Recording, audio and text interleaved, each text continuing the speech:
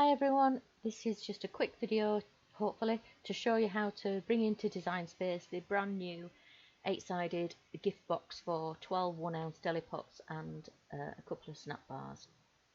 So I'm assuming that you already know how to get your SVG onto the system you're working on and upload it into your library so it's ready to add to the canvas. So here's mine, click on it, add to canvas. When it comes in, you'll see this solid black box. Don't worry about that. That's just because the score line I've created for the base is still a solid shape, and so it fills it with the colour of the line, but that's going to go away in just a second. So most important part of Design Space for me is this layers panel. When an SVG comes in, it's all grouped, and the different groups of it, you get the main group, which is the whole thing. You get the top subgroup, which is the score lines, and you get the second subgroup, which is all the coloured cut pieces. So the first thing we need to do is convert these lines to scores. So we click on that first subgroup by just clicking on the name of it, and you can see it selects everything within the group. Go over to the operations menu, choose score from the drop down menu, and those lines become dashed, so you know they've been converted properly, and that solid black goes away, which is great. Next step is to go back to your layers panel with those still selected and choose ungroup from the top. Then select the group with all the coloured pieces in it, and again choose ungroup from the top. And the last step, select the whole SVG by clicking at the top of the layers panel and again go to ungroup. And the next step is to attach your score lines to all these different pieces, and I think the easiest way to do that is to click on the canvas at the side of your piece, drag an imaginary box, go back over to your layers panel, down to the bottom and click attach. And if you've done it properly, when you try and move it, everything moves together. If you don't do it properly, then you'll see that your scores move on their own, and you don't want that. So we'll just click undo, select that, attach it, and it moves all together. Now the base, attach, yeah, little tag, attach, and finally the lid. Oops, didn't go around. Yeah, Judith, get it on. There we go, attach. Okay, and they all move. Just a little note, when I design multi-part boxes like these, I generally make the base and any inserts all out of this pale creamy colour, and lids and other things I make out of a solid brighter colour, just so they're easy to distinguish. And you can also distinguish the lid because it's got these little cut out pieces here.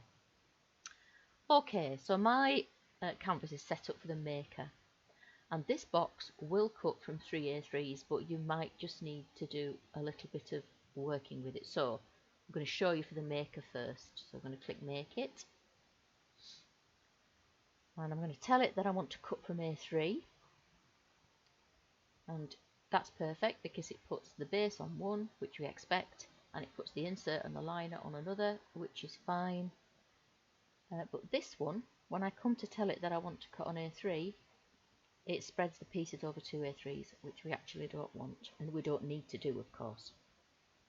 So I'm going to click on the mat that's got the tag on, and remember I'm working for the maker here. I'm going to press move, I'm going to tell it that I want to put it on the same mat as the lid, confirm, and then scroll down so you can see it. I'm going to sneak it on the bottom. Now, because the line it shows you is red and my mat is pink, you can barely see this really thin line.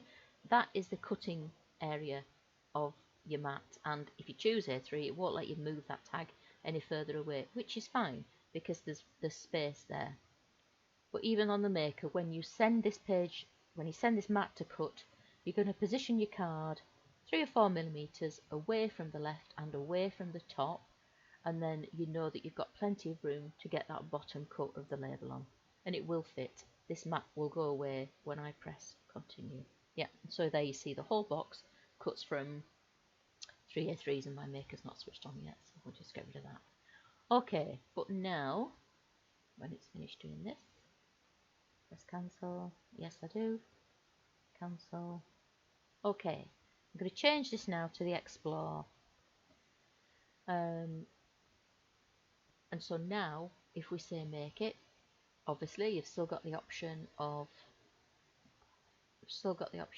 A3, and it works for the insert and the liner as well. But if I try and choose A3 here, and then if I go to this tag and say move, continue, why is it not doing it? Hang on. Didn't tick the wrong thing. Move. There we are. It doesn't give me any options to move it to. Sorry about that. I don't know how to edit videos, otherwise I'd get rid of it and make myself look much smoother. Okay, so with the Explore, you need to do something different before you send it to cut. So cancel. And if I'm cutting boxes in volume on my Explore, this is what I do. I've made hundreds of this box. It's my bestseller on Boxing Pretty. So you're going to rotate that lid because we know that's the way it will sit on an A3.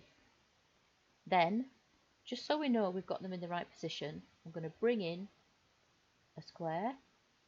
I'm going to unlock the proportions of it, and I'm going to make it 29.7 by 42, which is A3 sized.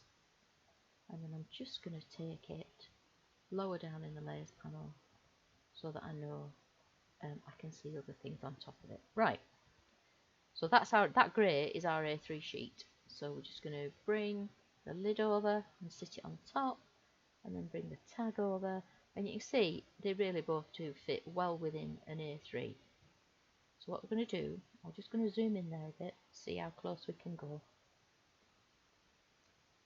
Yeah, there. And then, because we know that now they fit together and they will still cut nice and sharply, get rid of that pretend A3 page.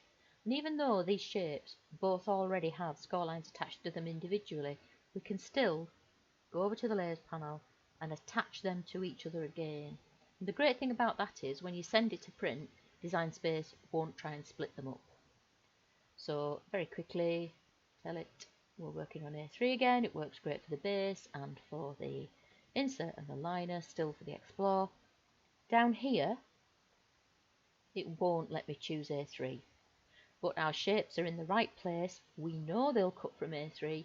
So all you're going to do is when you put your paper on your long mat, you're going to move it about 5mm over from this side and about 5mm from the top. The cutting margin I find on the Explorers is about 6 or 7mm, and on the Explorer it's about 5. So just drop it over about 5mm each way, over to the right, down from the top, and it will cut perfectly on a sheet of A3.